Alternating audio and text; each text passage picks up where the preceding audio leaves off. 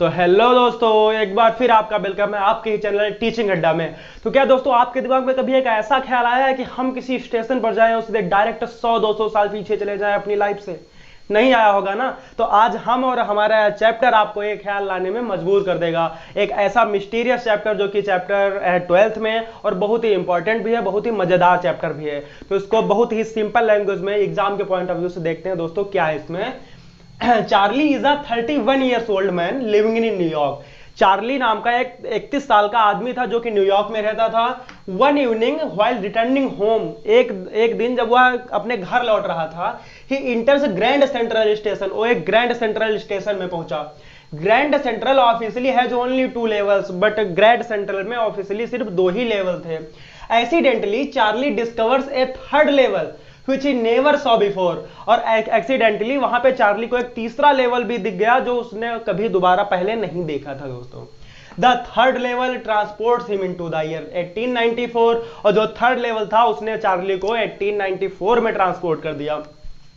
Everything was very different, हर एक चीज बहुत ही अलग अलग दिख रही थी। जैसे कि gas lights on the platform पर गैस लाइट्स लगी हुई थी। Main with hand labour moustaches and old fashioned clothes, जो आदमी थे बड़ी बड़ी मूछे और बहुत ही पुरानी डिजाइन के कपड़े पहने हुए थे। वोमेन्स इन लॉन्ग ड्रेसेस, महिलाओं ने बहुत लंबी लंबे कपड़े पहने हुए थे।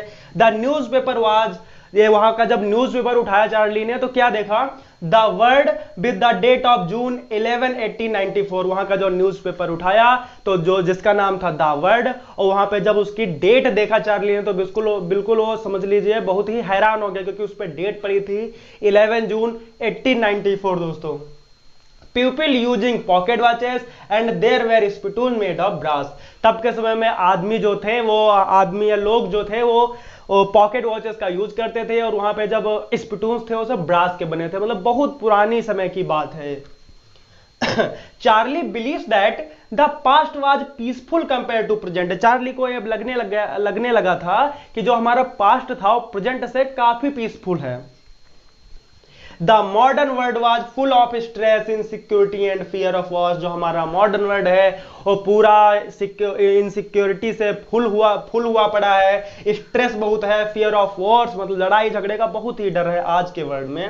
He feels the past life was better without tension. उसको लगने लगा कि जो हमारी पास्ट लाइफ थी वो बिना किसी टेंशन की थी, मतलब बहुत अच्छी थी। He sees the 3rd level as a way to escape modern life। उसको उस 3rd लेवल में इस मॉडर्न लाइफ से बचने का एक रास्ता दिखने लगा चार्ली को। Charlie decides to go back to the 3rd level to settle permanently in 1894। Charlie ने डिसाइड किया कि चलो उसी प्लेटफॉर्म पर दोबारा चलते हैं और हमेशा हमेशा के लिए 1894 में ही सेटल हो जाते हैं हम लोग। But he needs old currency two by tickets. But उसको चाहिए क्या था, उसको टिकट भी चाहिए होगा ना, तो टिकट लेने के लिए उसको ओल्ड करेंसी चाहिए थी जब उस समय वो चल रही हो। ही एक्सचेंज $300 सॉरी दोस्तों, उसने $300 को एक्सचेंज किया।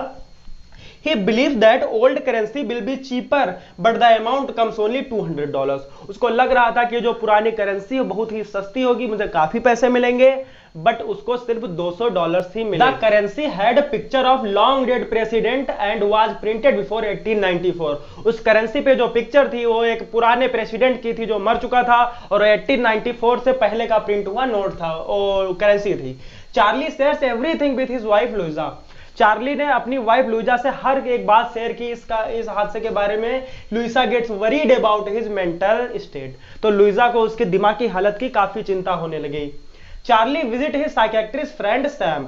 तब चार्ली अपने साइकियाट्रिस्ट फ्रेंड सैम के पास गया कि उसको बताने के लिए, बात शेयर करने के लिए। Sam tells him that this is probably his imagination. Sam ने उसको कहा कि यह सिर्फ तुम्हारी एक इमेजिनेशन है, ऐसा कुछ भी नहीं है। A result of escapism from daily life pressure. एक डेली लाइफ प्रेशर से बचने का एक रिजल्ट, एक तरीका है, एक तरीके से उसने चार्ली को बताया। Suddenly Charlie finds a letter inside his stamp collection. Charlie को स्टैम्प कलेक्ट करने का बहुत ही शौक था, तो एक दिन अचानक उसको अपने स्टैम्प कलेक्शन में एक लेटर मिला। द लेटर इज डेटेड जुलाई 18 1894। और जो लेटर था वो था जुलाई 18 1894 का था जो लेटर था।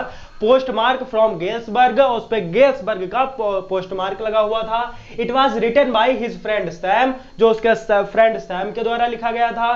Sam writes that he himself has reached the third level and settled there permanently।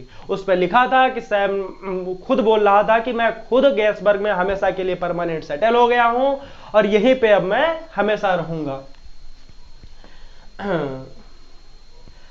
Sam enjoys the peaceful life of 1894। Sam जो वहां की 1894 की पीसफुल लाइफ थी वो एंजॉय कर रहा था। Charlie realize that Sam had recently disappeared. तब चार्ली को पता चला कि सैम वैसे ही कुछ दिनों से गायब चल रहा है, दिख नहीं रहा है कहीं पे। Now it seems Sam found a way to enter the third level and stay in 1894 forever. तो उसको ये अब पक्का लगने लगा कि उसने सैम ने कोई ऐसा रास्ता ढूंढ लिया जो कि थर्ड लेवल पे जाता है और वो वहां पे हमेशा के लिए रह रहा है। 1894 में हमेशा के लिए रहेगा वो। This makes Charlie believe that the third level might actually exist.